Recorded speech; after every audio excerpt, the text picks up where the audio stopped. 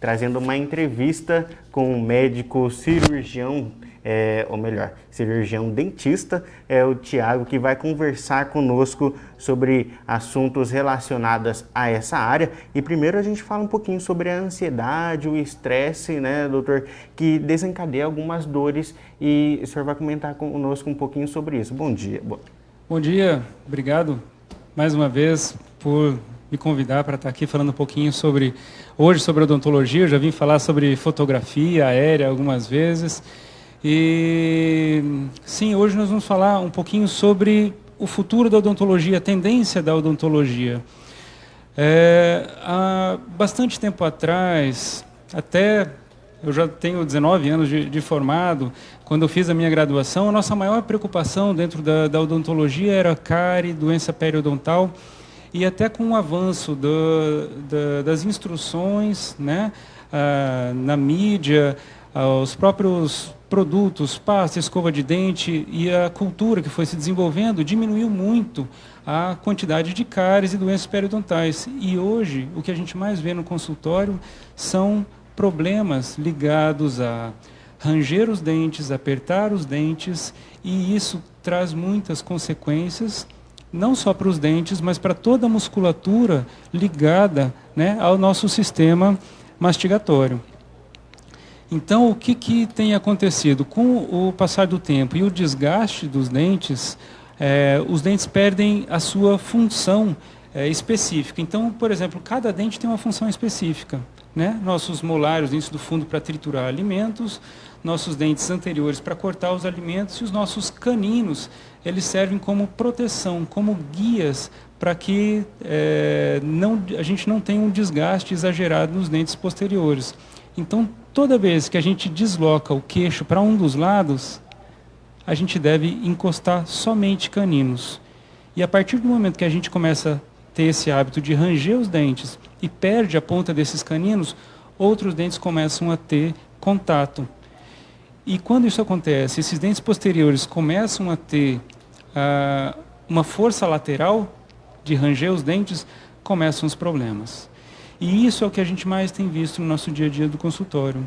Esses problemas podem envolver desde fratura de dentes, entendeu? Um dente bom, um dente que não tinha problema nenhum, tratamentos de canal, muitas vezes não causados por cárie, por problemas maiores, simplesmente um dente começa a doer, vai ver, tem que ser tratado o canal, e sem causa aparente.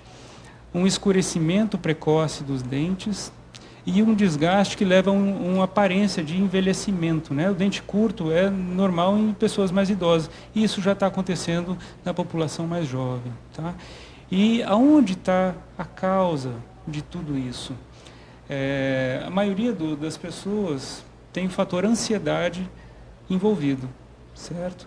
Então, e a ansiedade é uma coisa, né? Quem que não é ansioso? Quem não se considera ansioso hoje, né? O mundo cobra muito da gente, e a gente se sente cobrado, e a resposta cada um tem de uma forma diferente. Tem gente que desenvolve uma gastrite, tem gente que desenvolve o hábito de ranger os dentes. Então é uma forma da gente colocar para fora muito do que a gente está tendo de ansiedade no nosso dia a dia. E essas consequências, né, geram problemas que hoje muitos pacientes no consultório chegam já com histórico de ter passado por vários médicos, várias especialidades, ter feito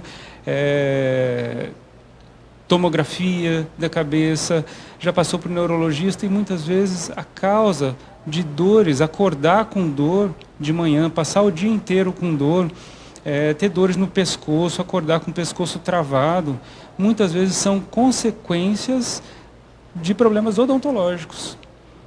Entendeu?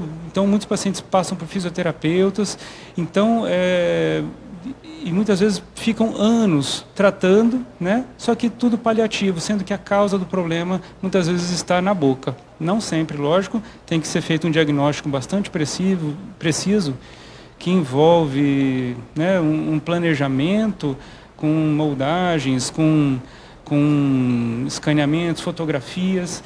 E o que acontece hoje com muita frequência é um desalinhamento da mandíbula. partir do momento que a gente perde nossos guias, a gente começa a mastigar de forma diferente. E se a gente parar para pensar, a nossa mandíbula tem a articulação mais complexa do nosso organismo. É o único osso que a gente consegue fazer 3 movimentos: abertura e fechamento, para frente, para trás e de um lado para o outro. Nenhuma outra articulação do nosso organismo tem esses movimentos. Além do que, são 2 articulações no mesmo osso. Então é bastante complexo. Então qualquer posição fora do ideal, a gente pode ter compressão de articulação e com uma consequência muito grande de dor. Que muitas vezes a dor não vai ser na articulação, vai ser à distância. A gente pode ter dor de dente, pode ter dor de pescoço, dor de cabeça. Então muita gente até confunde a enxaqueca com o problema, né, causado pela odontologia, que se chama cefaleia tensional. É uma tensão que acaba acontecendo devido a esses fatores que eu falei, que leva a essa dor de cabeça, essa dor irradiada em toda a região, né, do rosto, cabeça, pescoço. Nesse sentido, principalmente a questão do ranger dos dentes, que a gente viu que desencadeia vários outros problemas também, né, na área odontológica. Existe tratamento ou é mais uma questão educativa, de aprender novamente? Como que é o tratamento para esse tipo de situação?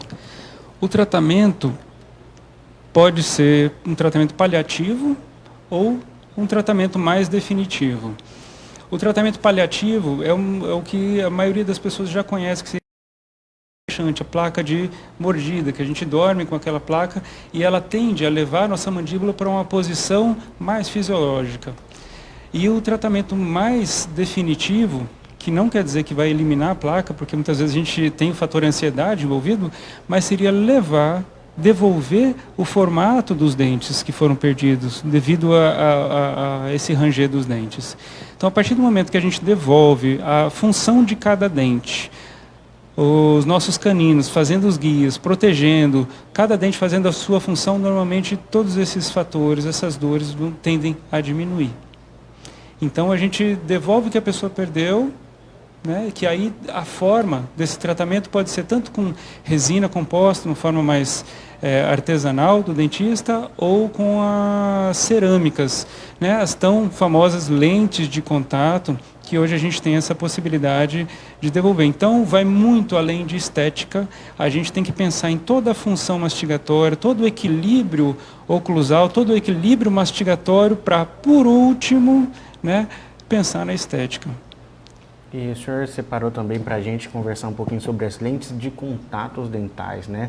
O que o senhor separou para a gente hoje? Então, as lentes de contato dentais seria justamente muitas vezes o resultado final, a gente poder devolver todo o formato do dente perdido com um material extremamente resistente, durável, estável na questão de brilho, né? Ele mantém um brilho natural ao longo de muitos anos e com ele a gente consegue sim devolver o que foi perdido e com uma estética muito boa. Então a gente consegue realmente, muitas vezes vai além de devolver o que perdeu, a gente consegue fazer melhor do que se fosse o natural, dependendo, né, de como era o natural da pessoa, a gente muitas vezes consegue melhorar. E aí tudo exige planejamento. Então não é simplesmente a gente olhar em boca, é olhar todo o rosto, né, do nosso paciente, para a gente conseguir desenhar o que melhor combina com ele. Então, um sorriso que eu vejo como bonito é um sorriso que fica harmônico para o rosto do paciente, fica natural. Eu particularmente não gosto daqueles sorrisos extremamente brancos que a gente sabe que não é natural. Todo mundo bate o olho e percebe que aquilo lá é artificial, que é uma lente, é um tratamento que foi feito. O que eu acho bonito é a aparência de dente claro, dente branco, dente natural, dente saudável. Então, eu busco, né, dentro da minha prática clínica, sempre prezar por isso que eu acho que é o que mais combina realmente com a saúde do paciente. Em que situações é indicado isso aí? O paciente pode procurar por conta própria implantar um lente de contato ou realmente existem situações que isso é indicado? As indicações das lentes de contato são o seguinte, até para quem está em casa, poder se perceber, se olhar no espelho, para ver se tem alguma indicação nesse sentido. Mas, como eu estava falando lá atrás, muitas vezes quando existe um desgaste exagerado dos dentes, né, devido ao ranger dos dentes, às vezes algum mau posicionamento dos dentes, isso é uma boa indicação. Dentes muito escurecidos, muitas vezes já até tentou fazer um clareamento e não teve bom resultado, as lentes de contato, com as lentes de contato a gente consegue melhorar a coloração desses dentes. E as pessoas, vocês em casa, podem até olhar no espelho, encaixa os dentes e desliza o queixo para o lado. Vocês têm que perceber que só os caninos nesse momento têm que se encostar. Se por um acaso tiverem os dentes do fundo encostando, dentes da frente encostando, a gente sabe que já começou um processo de destruição desses dentes. A gente fala que quando perde a ponta dos caninos é o início do fim. Começam uma série de consequências a acontecer. Então é hora de procurar um profissional que tenha capacitação dentro dessa área da oclusão, da reabilitação, que tenha olhos para ver, para conseguir resolver esse tipo de problema, muitas vezes evitando consequências bem maiores.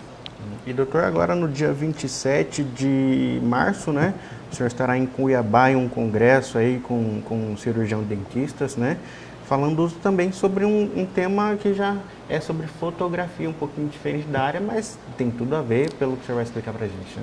Tem tudo a ver. Hoje a odontologia ela entra como uma ferramenta, como um motorzinho que a gente usa no dia a dia do nosso consultório. A fotografia também faz parte do dia a dia. Porque como eu estava falando, todo planejamento envolve fotografia. A gente tem que, de alguma forma, ter o nosso paciente no consultório mesmo depois que ele saia. Então a fotografia, eu consigo manter meu paciente, consigo fazer todo o planejamento, definir tudo que eu preciso fazer para ele através da fotografia. Então é sobre esse tema que eu vou falar num congresso, que eu fui convidado, um congresso internacional de odontologia do Mato Grosso, que acontecerá em Cuiabá do dia 26 a 28 de março deste ano, tentando desenvolver esse lado para os dentistas. Então, desde como eles podem documentar seus casos, se comunicar com o paciente através da fotografia, explicar para o paciente o que é preciso ser feito através da fotografia, se comunicar com laboratórios de prótese, o que é o ideal para o paciente e, por último, também como fazer fotos mais artísticas da odontologia para favorecer até a divulgação em redes sociais, desenvolvimento, né, profissional das pessoas nas redes sociais. Doutor, deixa eu agradecer a sua participação. As portas da TV Figueira estarão sempre abertas para o senhor, sempre que quiser trazer uma novidade, sempre da área odontológica aí, que eu acho que é importante a população sempre ter ciência sobre essas dicas que o senhor trouxe como hoje, né? Eu agradeço e fico muito feliz em poder dividir um pouquinho do que está acontecendo na odontologia moderna com vocês e eu só aguardo o convite para a próxima vez. Estou à disposição. Obrigado. E agora nós vamos para o primeiro intervalo.